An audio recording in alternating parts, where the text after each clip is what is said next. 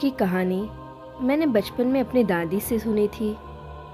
दादी जब छोटी थी तब उनके साथ ये हादसा हुआ था। कोजागिरी का दिन था। उस दिन निगेटिव शक्तियाँ बहुत ज़्यादा काम करती है।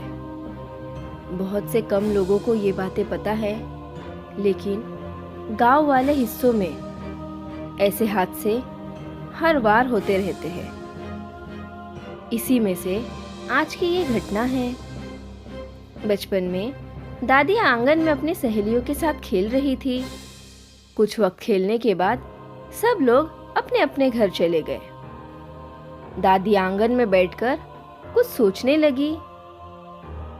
कुछ वक्त बीतने के बाद उनके घर के थोड़ी दूर से एक बैलगाड़ी गुजर रही थी। दादी की नजर उस बैलगाड़ी पर गई। उन्होंने देखा उस बैलगाड़ी पर एक बूढ़ी औरत बैठी थी और वो दादी की तरफ हंसते हुए देख रही थी। दादी भी उनकी तरफ एक टक लगाकर देखने लगी। उस बूढ़ी औरत ने दादी को हाथों से अपनी ओर आने का इशारा किया। दादी जैसे सारी बातें भूल गई और उस बूढ़ी औरत की तरफ चली गई। उस औरत के पास पहुंचने पर दादी उसके साथ उसी बैलगाड़ी पर बैठ गई और वहां से गांव से दूर निकल गई। दादी उस औरत से हंसते हंसते बात कर रही थी और बैलगाड़ी एक जगह आकर रुकी। वहां पर बहुत बड़ा कोजागिरी का मेला लगा हुआ था। तरह तरह के दुकान, झूले हर तरफ देखकर दादी बहुत खुश हो गई।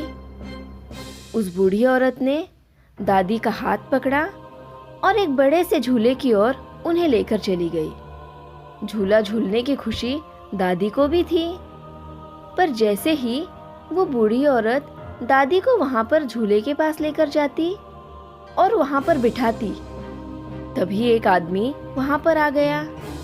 उन्होंने दादी को पहचान लिया और उनका हाथ पकड़कर उस झूले से नीचे उतारा।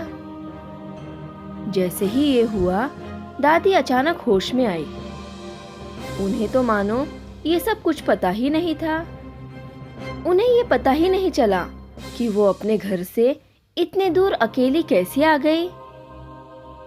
और जब पलट कर देखा तो ना वहां पर वो बैलगाड़ी थी और ना ही वो बूढ़ी औरत। बहुत पूछने पर दादी ने कुछ नहीं बताया।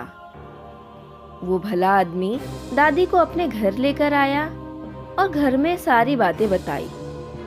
कुछ वक्त के बाद जब दादी को ये सारी बातें पूछी गई तो दादी ने बताया कि जब वो आंगन में खेल रही थी तभी एक बैलगाड़ी पर एक बूढ़ी औरत आई और वो उन्हें मेले में लेकर गई।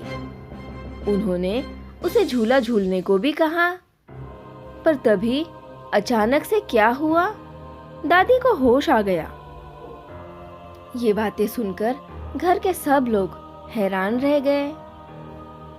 किसी ने बताया कि ऐसे दिनों में ऐसे बहुत से हादसे होते रहते हैं। अच्छा हुआ कि दादी के साथ उस दिन दुर्घटना होने से टल गई। लेकिन कोजागिरी पूर्णिमा का दिन जब भी आता है, ये बातें सबके जहन में फिर से ताज़ा हो जाती है। दोस्तों, अगर आपको ये कहानी अच्छी लगी होगी तो हमारे चैनल को सब्सक्राइब करके लाइक, कमेंट और शेयर ज़रूर कीजिए।